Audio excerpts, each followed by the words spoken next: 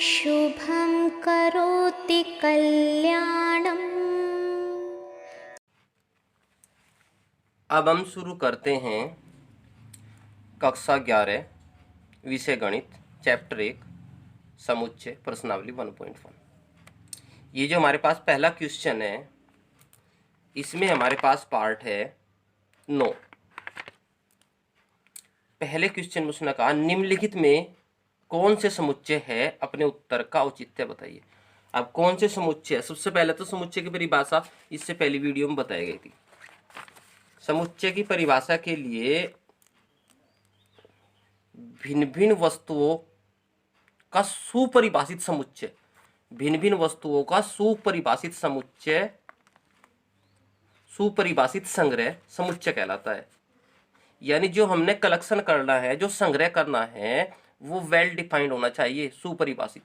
अब सुपरिभाषित में हमने दो बातों का ध्यान रखना है, 2 पॉइंट का। सुपरिभाषित में हमने 2 पॉइंट का ध्यान रखना है। सुपरिभाषित, फर्स्ट, जो नियम उन्होंने दिया है क्वेश्चन में उसी के हिसाब से चलना है। जैसे कि उन्होंने कहा सम संख्याओं का समुच्चय। अब सम संख्याओं में जैसे 2, 3 तो हम लेंगे नहीं, तो ये संग्रह नहीं होगा। 4 लेंगे, 4 सम है, 5 को नहीं लेंगे, ये भी संग्रह नहीं होगा, ये भी नियम के विरुद्ध होगा। तो नंबर 1, नियम से चलेंगे, जो क्वेश्चन में कहा जाएगा उसी के हिसाब से चलना है। नंबर 2 पॉइंट, समुच्चय समान होने चाहिए, समान समुच्चय, सभी व्यक्तियों के द्वारा बताए गए समुच्चय समान होने चाहिए, समान समुच्चय, समान समुच्चय। यानी कि उन्होंने कहा खतरनाक, सबसे खतरनाक जानवरों के नाम, 5 जानवरों के नाम। अब मेरे हिसाब से सबसे 5 खतरनाक जानवर शेर, जैसे कि शेर, भेड़िया, इसके अलावा और 3 जानवर हो सकते हैं। और जो दूसरा व्यक्ति होगा उसके द्वारा क्या पता ये जानवर 5 खतरनाक ना हो, इनके अलावा कोई सा और जानवर ले लिया हो, तो हमारे पास समुच्चय समान होना चाहिए। यानी जो एक व्यक्ति ने बता दिया वही दूसरे व्यक्ति द्वारा बताया जाना चाहिए। ये होगा सुपरिभाषित संग्रह। यदि दोनों का अलग अलग होगा तो समुच्चय सुपरिभाषित नहीं होगा। तो समुच्चय होने के लिए भिन्न भिन्न वस्तुओं का संग्रह सुपरिभाषित होना चाहिए। एक तो जो किताब में नियम दिया उस नियम के हिसाब से हमें चलना है। दूसरा, समुच्चय समान होने चाहिए। अगर 2 व्यक्ति अलग अलग है उनके द्वारा समुच्चय बताए गए बिल्कुल समान होने चाहिए, तब संग्रह यानी कलेक्शन हमारा सुपरिभाषित होगा। अब इसमें पहला क्वेश्चन, जे अक्षर से प्रारंभ होने वाले वर्ष के सभी महीनों का संग्रह। अब हमें पता है कि जे अक्षर से प्रारंभ होने वाले वर्ष के सभी महीनों का संग्रह आसानी से हम बता सकते हैं। जे से शुरू होने वाले कौन कौन से, जनवरी, जून, जुलाई, नियम से हम चले, इसलिए ये संग्रह सुपरिभाषित है। ये जो कलेक्शन है, ये जो कलेक्शन है, ये संग्रह वो सुपरिभाषित है, इसलिए यह एक समुच्चय है।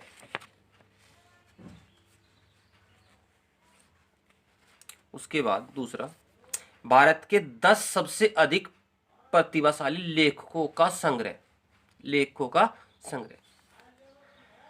अब 10 प्रतिभाशाली लेखक के बारे में कहा है। अगर बात करें मैं अपनी, तो मेरे हिसाब से जो अधिक प्रतिभाशाली व्यक्ति है वो कोई और हो सकते हैं, और दूसरे व्यक्ति के हिसाब से प्रतिभाशाली लेखक कोई से और हो सकते हैं, तो दोनों के समान समुच्चय नहीं होंगे। इसलिए यह संग्रह सुपरिभाषित नहीं है, यह एक समुच्चय नहीं है। यह संग्रह सुपरिभाषित नहीं है, यह समुच्चय नहीं है। विश्व के सर्वश्रेष्ठ 11 बल्लेबाज। अब क्या पता मेरे हिसाब से सर्वश्रेष्ठ बल्लेबाज कोई से और हो, और जो दूसरा व्यक्ति है उसके द्वारा सर्वश्रेष्ठ बल्लेबाज वो किसी और को ले ले, तो यहां भी समान समुच्चय नहीं है। दोनों व्यक्ति के द्वारा बताया गया समान समुच्चय नहीं है, अलग अलग हो सकता है, तो यह संग्रह आसानी से नहीं बताया जा सकता। अतः यह संग्रह सुपरिभाषित नहीं है, इसलिए यह एक समुच्चय नहीं है। अब इसके बाद फोर्थ, आपकी कक्षा के सभी बालक का संग्रह, बालकों का संग्रह। हमें पता है हमारी कक्षा में कितने विद्यार्थी है, तो इसको हम आसानी से बता सकते हैं। तो यह संग्रह सुपरिभाषित है, इसलिए यह एक समुच्चय है। फिफ्थ पार्ट, 100 से कम सभी प्राकृत संख्याओं का संग्रह। हमें पता है 100 से कम 1 2 3 4 एंड अप टू 99, तो ये निश्चित पैटर्न है, तो यह संग्रह सुपरिभाषित है, इसलिए यह एक समुच्चय है। छठा पार्ट, लेखक प्रेमचंद द्वारा लिखित उपन्यासों का संग्रह। हमें पता है प्रेमचंद द्वारा लिखित उपन्यास कौन कौन से हैं, उसको हम लिख सकते हैं, आसानी से बता सकते हैं। अतः यह संग्रह सुपरिभाषित है, इसलिए यह एक समुच्चय है। अब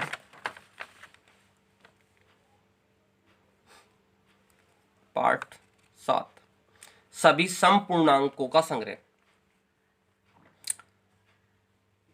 सभी समपूर्णांक हमें पता है, नियम से चलेंगे 0, 2, 4, 6, 8 एंड सो ऑन। हम इसको आसानी से बता सकते हैं, तो यह संग्रह सुपरिभाषित है, इसलिए यह एक समुच्चय है। ये पार्ट नंबर 8 और 9 स्वयं करेंगे। इस अध्याय में आने वाले पर्सन, हमें पता है इस अध्याय में कौन कौन से पर्सन है, तो इसलिए यह एक संग्रह सुपरिभाषित है और एक समुच्चय है। विश्व के सबसे 5 खतरनाक जानवर। अब एक व्यक्ति के द्वारा बताए गए जानवर कुछ और हो सकते हैं, दूसरे व्यक्ति के द्वारा कुछ और हो सकते हैं, इसलिए समान समुच्चय नहीं है, यह एक संग्रह सुपरिभाषित नहीं है, तो यह एक समुच्चय नहीं है। क्वेश्चन नंबर 2, माना हमारे पास एक सेट है ए, उसके जो अवयव है 1 2 3 4 5 6, रिक्त स्थानों में इसको कहते हैं एप्सिलॉन, इसको नोट एप्सिलॉन, यहां पर हम इसको पढ़ेंगे बिलोंग, यानी इंगित करता है। अब ये हमें बताना है ये 5 है, ये अवयव इस समुच्चय में है या नहीं। अब देखिए 5 यहाँ पे 5 है, इस समुच्चय में है, तो इसलिए फर्स्ट में 5 belong to A, second 8 belong A. देखिए इसमें इस समुच्चय में 8 है, नहीं है, तो ये इसका अवयव नहीं है, तो 8 नॉट बिलोंग ए। थर्ड 0 इस सेट में है, नहीं है, तो 0 not belong A. Fourth part इसका 4 बिलोंग ए, 4 भी इस सेट में है, तो 4 belong A.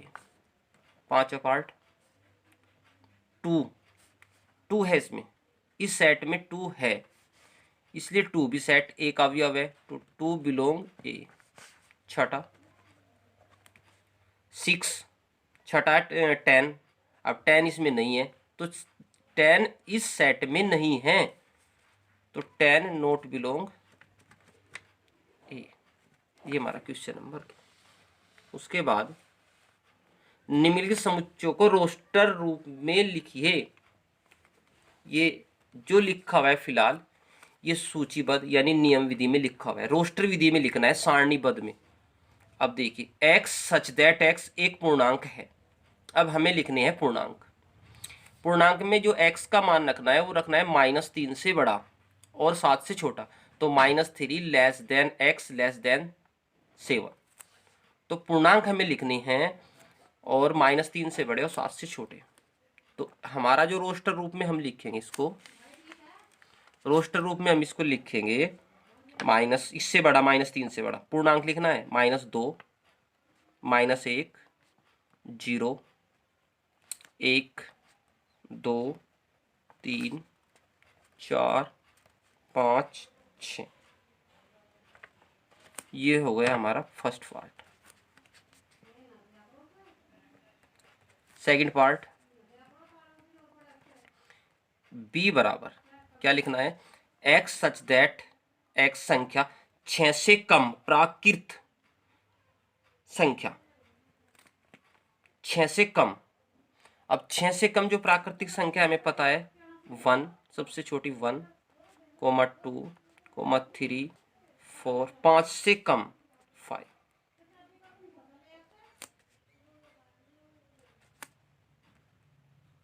Third x such that x 2 अंकों की ऐसी प्राकृतिक संख्या, उसमें 2 अंक होने चाहिए जिनके अंकों का योग 8 हो। अब 2 अंकों की संख्या शुरू होगी 10 से, जाएगी 99 तक, और उन अंकों का योग 8 होना चाहिए। सबसे पहले हमारे पास है जिनका योग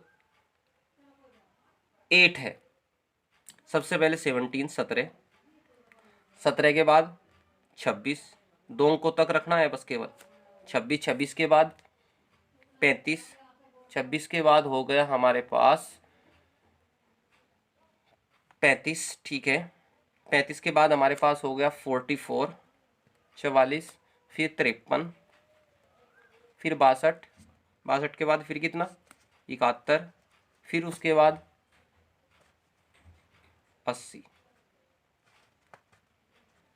ये हो गई हमारे पास 2 अंकों वाली संख्या जिनके अंकों का योग 8 है। 7 और 1 8, 6 और 2 8, 5 और 3 8। फोर्थ पार्ट इसका, फोर्थ पार्ट में उसने कहा x सच दैट x एक अभाज्य संख्या जिसके केवल 2 गुणनखंड हो। शुरू कहां से होती है 2 से, जिसके केवल 2 गुणनखंड हो।